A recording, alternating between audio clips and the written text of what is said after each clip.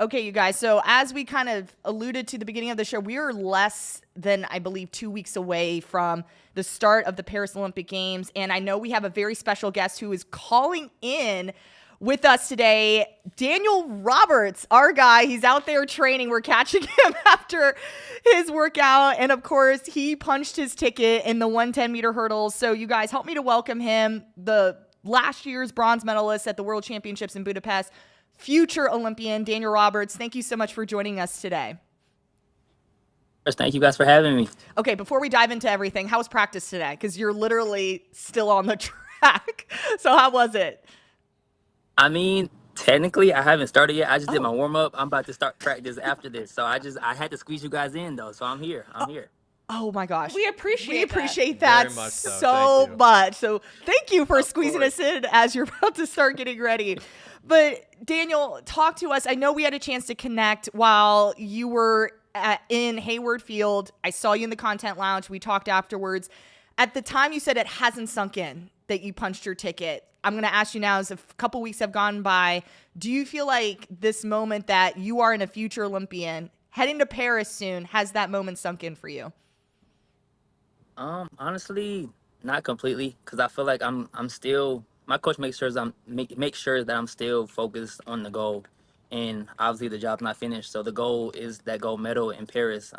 So we're just here working, grinding, and get ready to go get that gold medal. All right. And what was that moment like for you when you crossed the finish line inside Hayward Field to claim your spot to punch your ticket to represent the United States?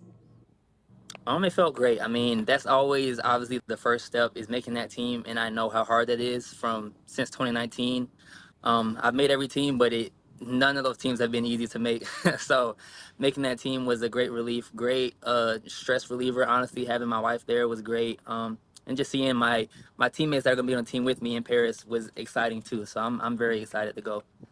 So not only did you book your ticket to Paris, but I mean, you also broke 13 seconds, I believe, for the first time in that men's 110-meter hurdles final at the trials. Like, does that also give you a certain level of newfound confidence almost going into Paris?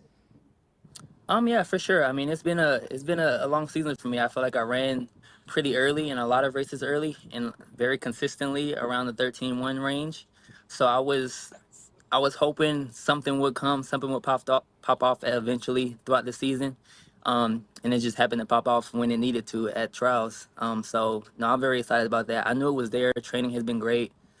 Physically, I'm a lot better shape, and technically, I'm a whole lot better than I was in past years. So I'm really excited for the rest of the season. And I mean, shoot, at trials in that final, we saw 3 U.S. men, all you guys going to Paris, went under 13 Yeah. seconds. I mean, I think that was like one of the first times in world history we've ever seen that happen in one 110-meter hurdles race, which I have to ask Yeah. now, like, what do you think about the potential for a Team USA sweep in that race in Paris? I mean, I think that's very possible for all of us. I mean, as long as we go out there with the focus that I know we can execute in the way that I know all of us can, I think there's no doubt in my mind that that can and will happen out there in Paris. Daniel, is this your sixth team, U.S. team? I was trying to count. Is it your sixth one? Um, 19, 21, 22, 23, 24. It's my fifth. Your fifth. 15. Okay. So but it does probably feel a little familiar to you at this point, being able to travel with Team US, and to be at these championship experiences. I know you just said you want to go for a gold medal, but is there anything you have to do in Paris differently to get to that point? I think I have to just be my best. I don't think I have yet in my professional career run the best that I could actually run, if that makes sense. I think even in my fastest races, it kind of was just the moment and me being a competitor bringing out something, and it makes it a fast time, but I have yet to really execute a good race the way that I know I can. So I 100% believe in my mind that if I go out there, focus, execute my race, that I can win that gold medal and run very fast and probably surprise some people. So that's what I have to do. Just focus and run my race, run my 10 hurdles the best that I can. I'm a little scared to know what that best race might be from you. I'm not going to ask the time, but it's going to be fast. I know that. Oh, yeah. I want to ask about one of your, competitors at Team USA, Trey Cunningham. He's been running on the Diamond League circuit, and he ran in Paris recently. And he talked afterward of his performance about like the mental side of not making a team, how athletes have to reconcile with the fact that, your friends are going to the Olympics and you are not. I know you've often been on teams over these last 5-6 years, but have you taken that into account, the mental side of things and how you have to prepare yourself, when things don't go right? Well, I will say, thankfully, I've been blessed to not have been in that specific situation yet in my career, and making every team. But just the mental aspect of our sport in general. I mean, there's so many ups and downs. There's so many things that happen. Like even for me specifically, like Grant's one of my best friends. So seeing him for the past 4 years do things that I feel like I should have done. Obviously, it sucks that I feel like I'm still going through and getting to where I'm supposed to be. But at the same time, seeing him do it, like I'd rather be him than anyone else. So it's definitely a balance there. The mental is definitely hard, as a lot of you guys know. Track and field it's a huge mental game. So just being able to balance that and come into it with a good mindset and bringing out the good in every moment is very, very beneficial. Daniel, I want to go back to a moment in 2022 for a second. Obviously, you've made a lot of teams, but I think Olivia was talking to you after the Olympic trials, and you kind of talked about how back in 2022 at the World Championships, when you fell in the first round of the 110-meter hurdles, that kind of like, you said that was a moment, I believe, that like changed you a little bit, and you and your career and where you are now 2 years later. Can you reflect maybe just a little bit on that moment and then how far you've come since that moment? Yeah, I mean, sorry, I'm just thinking back on that moment. It was a very weird moment, honestly, because I wasn't really like upset when I fell. I was more like shocked because I just never fallen at this big of a moment in this kind of a race, and it was just really weird for it to happen. So once it happened and I got through the whole moment, like the rest of the season, and I had time to reflect, it was kind of like, am I gonna let this be like my story? Is this gonna be all that I have to add to the history books? I make the team and that's it. And I, like in 2019, I got DQ'd from hitting a hurdle, um, being the next one for next world team and falling in the first round. I really had to, I guess, like you said, that mental piece. I really had to make up in my mind if that was gonna be who I was gonna be, or if I was gonna make the changes mentally and physically to get on that podium. And thankfully, 2023 happened, and it was an amazing year for me, coming out with that bronze. Obviously I still wasn't satisfied, but to be able to just get through those rounds clean, execute a whole lot better, and get on that podium, that alone was the biggest step for me. And I feel like that is why I have so much confidence going into this Olympics. Gosh, I love that. The mental aspect of just like picking yourself up and carrying yourself through really speaks volumes on the athlete that you are. And I know it's never easy. So just kind of sticking on this, line here. I know we chatted, Daniel, and the thought process, I think, for everyone at trials is just get through the rounds. Then you make it through the rounds, you make it to the finals, and you're like, okay, top 3. Now here you are, you punched your ticket, you're going to Paris. So now I feel like the cycle kind of repeats itself. It's like, okay, let me get through the rounds again, and then let's get, that gold medal in Paris. So just, I know that mental aspect, you're really strong, but like, I want to talk about practice. What have you been focusing on since trials to kind of help you to start making those steps to claiming that gold in Paris?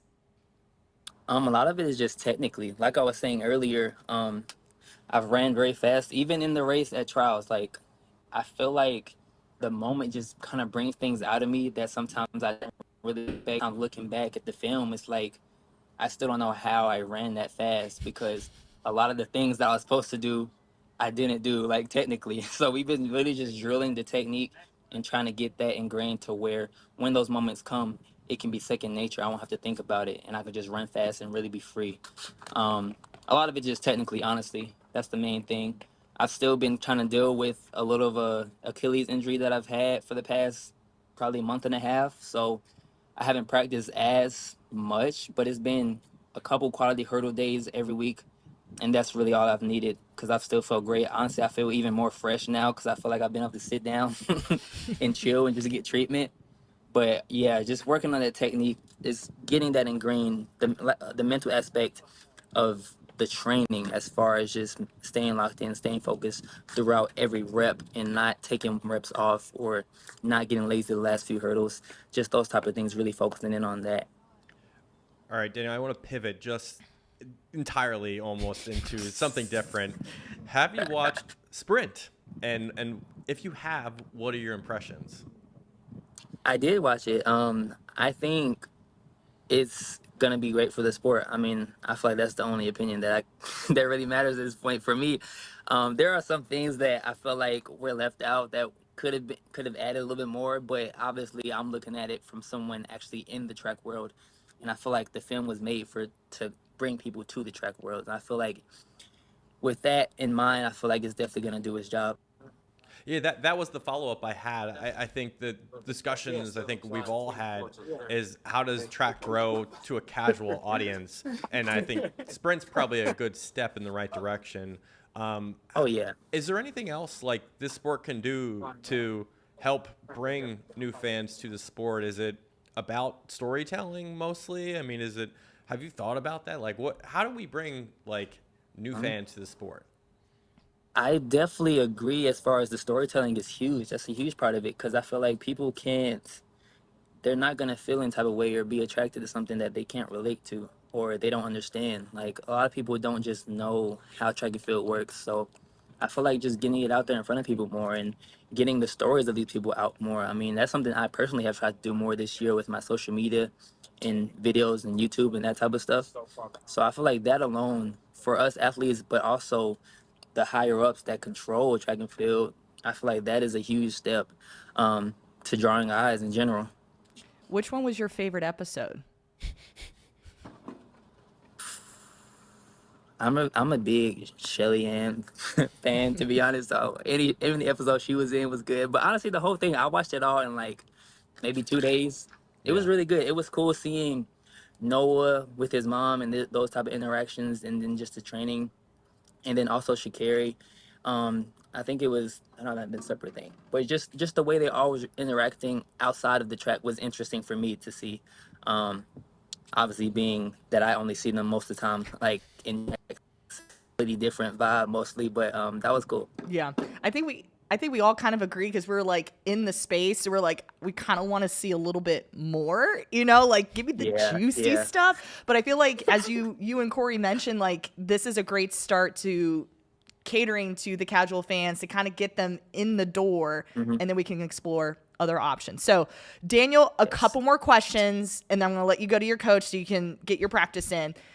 And they're fun questions too. So the first one is I've had, in the content lounge, had a chance to chat with some people about what they're looking forward to in Paris. I've heard eat croissants, have coffee, go shopping. That was a big one. And then a couple Eiffel Tower answers were in the mix. What are you looking forward to the most outside of competing? Dang, the crazy part is I was literally going to say competing, but I'm honestly just being there. I feel like being that I went to the Olympics in 2021, it was a total different experience, like just with COVID and everything. So I feel like this is like my first Olympics. So I'm just excited to be there and experience the Olympics for the first time in my eyes. Yeah. We've heard that too, how like 2021 just felt different. So this one actually feels like really, really true, which we're super excited to see what you do there. Again, outside of competing and outside of our sport, which sport are you looking forward to watching in Paris? Honestly, if I can, I want to see Simone Biles. I've heard that one too. Other than that, women's basketball would be cool to watch. What else? They got a whole bunch of stuff. The volleyball, the sand volleyball, that stadium looks crazy right there in front of the Eiffel Tower. Yeah. I might go there just to see it, like just to see the stadium. But yeah, I feel like I might go see everything. As long as I got a day off in time to recover before I race, I might go see it all. Did you hear Corey kind of whispering in the mic? He was saying soccer. Are you a soccer fan? I mean, I'm not a soccer fan. Okay. There's definitely better soccer fans than me. I'll say that. Okay. All right. Final question, and then we're going to let you go. We know you train in Greensboro. Ashley and Brian are actually going to see you in Paris. Corey and I are going to be holding down the fort at the AAU Junior Olympic Games, so we get to hang out with all the kiddos. I need to know, I'm a foodie. I'm all for the recommendations on food. Besides Brugger's, because that tends to be the place where I like to go, what should Corey and I be having to eat in Greensboro? All right, there's a breakfast spot I really like. It's called Scrambled Southern Southern Diner or something like that. You definitely got to go there. Hey, what's something for like lunch? Well, that's during lunch. Maxie B's? Max Beach. What's it called? Oh, Hops Burgers. Hops. Hops. Right beside Scramble. Hops, they got a spot right beside Scramble, so you can get breakfast and then next door, lunch, get you a burger. Burgers. Dang, what's the other one? That other spot that got the chicken sandwich? It's by Outback down the street. Dang! Chicken sandwich. I know. I can't think of the name right now, but it's a spot. I'll send it to one of y'all. I'll text it to y'all. We'll text, but Yeah, we'll Yeah, text, text, We'll text you. Corey. We'll text you. I have to ask Gabrielle. Y'all got me on the spot, but Gabrielle got a list of all the spots we like to go eat at, so I'll send it to y'all. Hit up Gabrielle. I need all the food. I'm all for It's it. funny. I got We've you. been to Greensboro so many times and never heard of either of those places. I'm from North Carolina and I've never even heard of those places. So. Man, I'm excited now. I'm excited. Well, Daniel, thank you so much for joining us today. We're wishing you all the best. We're going to be cheering for you in Paris, but also have a great workout too. And thank you so much for joining us today. Yes, ma'am. Thank you guys for having me. Have a good rest of the day too. Appreciate it. Thank you. Bye, Daniel. See ya.